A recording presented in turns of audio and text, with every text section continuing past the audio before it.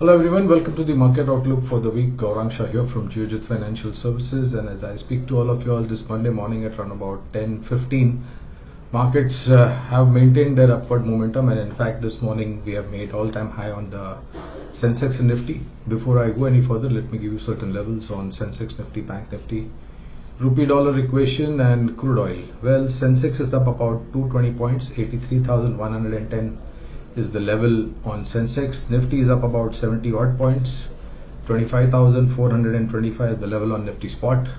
Bank Nifty up about 190 points and the level is 52,125 on Bank Nifty or Nifty Bank.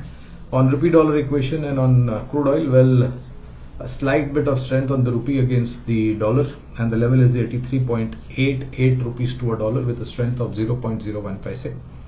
On the crude oil basket, Brent and NYMEX, after a sizable correction, we've seen a marginal uptick. Brent is trading at about $83.88 to a barrel. I beg your pardon. Brent is trading at about $71.85 a barrel, and NYMEX is trading at about $68.80 to a barrel. Well, on the crude oil front, expect this downward trajectory to continue given the kind of news flows we are having, unless and until something untoward happens in the Middle East situation. Let's hope that is not the case, in which case I think lower trajectory should continue for crude oil prices, Brent and NYMEX, both in terms of demand being on the sluggish side and in terms of consumption also being on the lower level. Output for crude oil expected to be at current levels, which may possibly see a little bit of lower prices as far as crude oil prices. Even the global demand for crude oil is much lower than what was anticipated. On the rupee dollar equation, like we mentioned last time, I think as we move closer to 83.90 and 84 rupees to a dollar supply did come in last week, and the same kind of pattern is expected this week also. In case if we weaken, if the rupee weakens against the dollar, then towards 83.90 and 84 rupees to a dollar, you are going to see dollar supply come in from RBI as well as banks. In terms of lower trajectory, expect 83.85 and 83.80 in terms of strength on the rupee against the dollar. And on the higher side, weakness in the rupee, 83.90 and 84 rupees. That's going to be the broad range for rupee dollar as well as crude oil prices. On the markets front, well friends, since we've seen a new all-time high, I think we may consolidate a little bit at current levels. The broader range for the Nifty spot that we have in mind, 2 levels on the lower side and 2 levels on the higher side. 25,200 to 25,300 on the lower side. That's where we see some kind of support or buying coming in. And in case if we are able to take off 25,400 or 25,450 on closing basis Nifty spot, then I think the next level that we should watch out for is 25,600, 25,650. The bias is going to be on the positive side, but this week, middle week rather, on Wednesday, that is 18th of September, we will have the announcement from the Fed in terms of a rate cut. That will be late evening on Wednesday.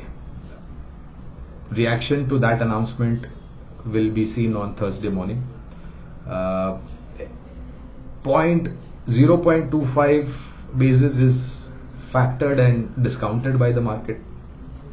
But the recent data points in terms of macros that have emerged from the US, in case if the FOMC meet or Fed decides to take an aggressive step forward and gives you a cut of maybe 0.50 basis point, then I think this will have its reaction on the US market as well as the markets globally, including our markets. So in case of 0.25 basis points cuts, then it's discounted, knee-jerk reaction will be there, and then we'll be back to business. But in case of 0.50 basis point cut, then I think there could be a little bit of more excitement on the street.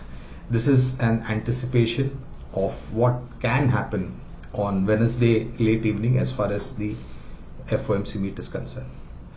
Coming to the market, friends, there are a couple of points that we wanted to highlight. Firstly, I think we've seen a lot of IPOs hitting the street in terms of fresh paper. Good paper with good valuation and sound business have attracted a huge amount of interest as far as retail investors are concerned, or even HNI investors are concerned. And in terms of valuation being attractive, the reaction on the listing is seen. Just to give you an example, we saw the IPO getting listed of Bajaj Housing Finance.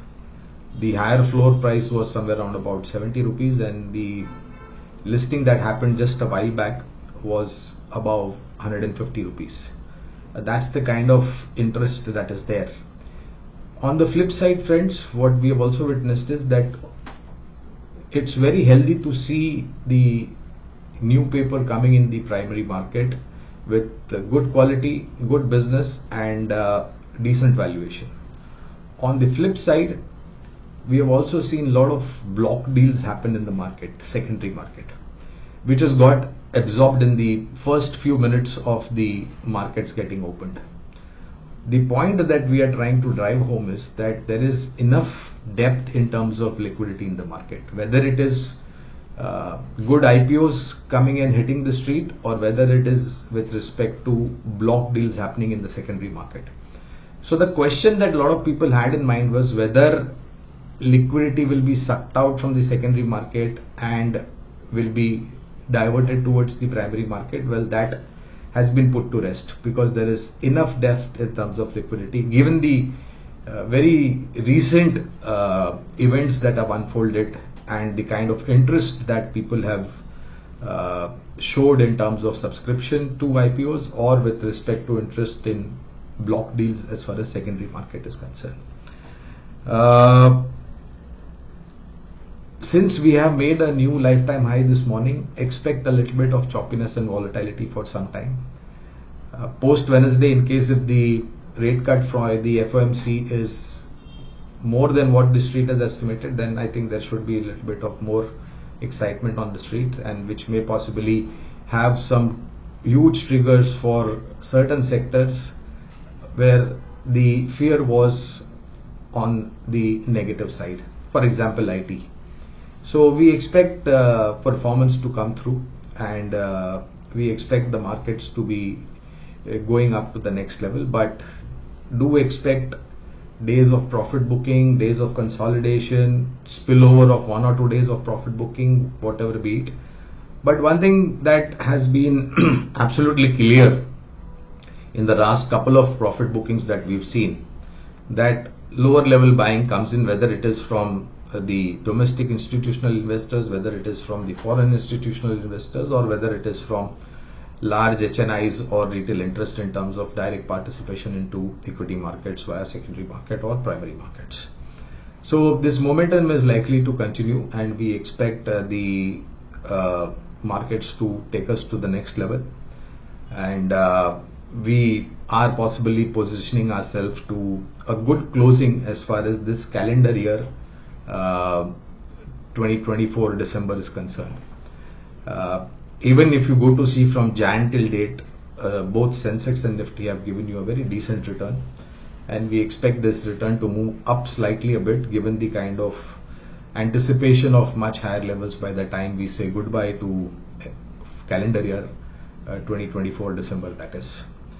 In terms of market investment ideas, well, we regularly share 2 investment ideas on the fundamental side from a long-term point of view. Today we have varied themes in terms of investment idea. First one is from the mid-cap cement pack. The name is Birla Corporation. Mid-cap cement manufacturing company with a decent capacity in terms of production capabilities. Demand for cement has seen an uptick with the kind of consumption that we've seen. Month on month offtake of cement bags is consistently giving you uptick.